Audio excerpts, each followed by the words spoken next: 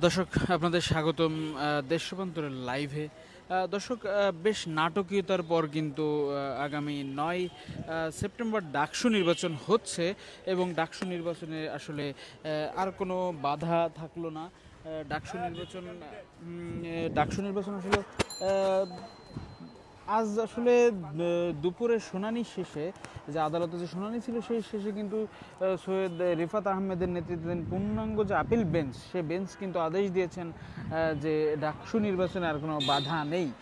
এর আগে ২রা সেপ্টেম্বর বিকেলে ঢাকা বিশ্ববিদ্যালয় এই যে ডাকসু নির্বাচন সেটি কিন্তু স্থগিত করে এই আদালতের পক্ষে আদালতের আবেদনের এই পক্ষে। এছাড়া আবেদনের পক্ষে কিন্তু ঢাকা বিশ্ববিদ্যালয় এই আপিল বিভাগে যে সেটি কিন্তু তারা রায় দেয় এবং ডাকসু নির্বাচনে আদালতে আবেদনের যে পক্ষ সে পক্ষে কিন্তু ছিলেন শিশির মনির, রিটের পক্ষে ছিলেন ব্যারিস্টার জ্যোতির্ময় বড়ুয়া।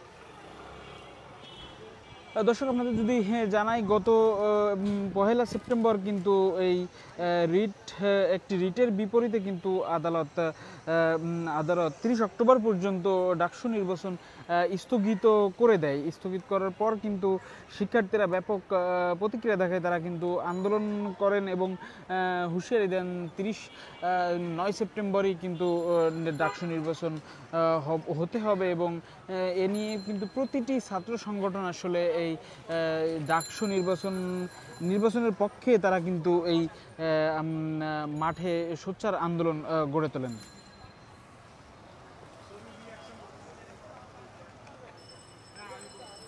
দর্শক এর আগে কিন্তু ডাকসুর যে তফসিল ঘোষণা হয় ২৯ জুলাই, এরপর থেকে কিন্তু ডাকসুর মনোনয়ন ফর্ম উত্তোলন এবং মনোনয়ন জমাদান এ থেকে শুরু করে প্রতিটি পদক্ষেপে আসলে ঢাকা বিশ্ববিদ্যালয়ে যে নির্বাচন সেটি কিন্তু উৎসব মুখ বিরাজ করছিল। আমরা দেখছিলাম শিক্ষার্থী থেকে শুরু করে যারা প্রার্থী আছেন তাদের ভিতরে এক ধরনের যে উৎসব মুখর যে পরিবেশ সেটি কিন্তু বিরাজ করছিল। দর্শক ঢাকা বিশ্ববিদ্যালয় কেন্দ্রীয় ছাত্র সংসদ নির্বাচনে এখনো পর্যন্ত চূড়ান্ত যে প্রার্থীর সংখ্যা তা দাঁড়িয়েছে কিন্তু ৪৭১ জন।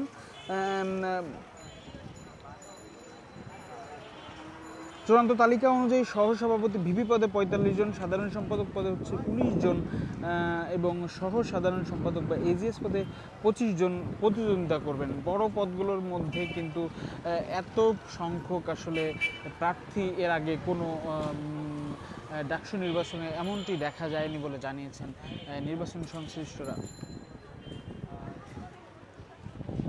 দর্শক এর আগে কিন্তু কিছুক্ষণ আগে ছাত্র দলের যে প্যানেল সেই প্যানেল কিন্তু ঢাকা বিশ্ববিদ্যালয়ে এই যে ডাকসু নির্বাচনের চিফ রিটার্নিং কর্মকর্তা তার কার্যালয়ে গিয়ে কিন্তু বেশ কয়েকটি অভিযোগ তারা দিয়ে এসেছেন এবং তারা কিন্তু সেটি নিয়ে কথাও বলেছেন গণমাধ্যমের সঙ্গে। তারা বলছিলেন এই নির্বাচনের দিন এবং আগে যাতে পরিবেশ সুষ্ঠু থাকে সে বিষয়ে তারা চিফ রিটার্নিং কর্মকর্তাকে আসলে অনুরোধ করেছেন এবং যে ছুটি ঘোষণা করা হয়েছিল সেই ছুটি আসলে ভোটারদের ভোট দিতে কোনো বাধা সৃষ্টি করবে কিনা সে বিষয়ে তারা কথা বলেছিলেন এবং সেই ছুটি যেন বাতিল করা হয় সেটিও কিন্তু তারা ডাকসু এই নির্বাচন কমিশনের সাথে আলোচনা করেছেন। দর্শক এই ছিল ঢাকা বিশ্ববিদ্যালয়ের ঢাকা বিশ্ববিদ্যালয় কেন্দ্রীয় ছাত্র সংসদ ডাকসু সামনে থেকে সর্বশেষ অবস্থা। অর্থাৎ ৯ সেপ্টেম্বর কিন্তু ডাকসু নির্বাচন হচ্ছে এবং প্রার্থীরা এবং শিক্ষার্থীরা কিন্তু বেশ উজ্জীবিত আমরা দেখেছি। দর্শক পরবর্তী আপডেট জানতে দেশ রূপান্তরের সঙ্গেই থাকুন।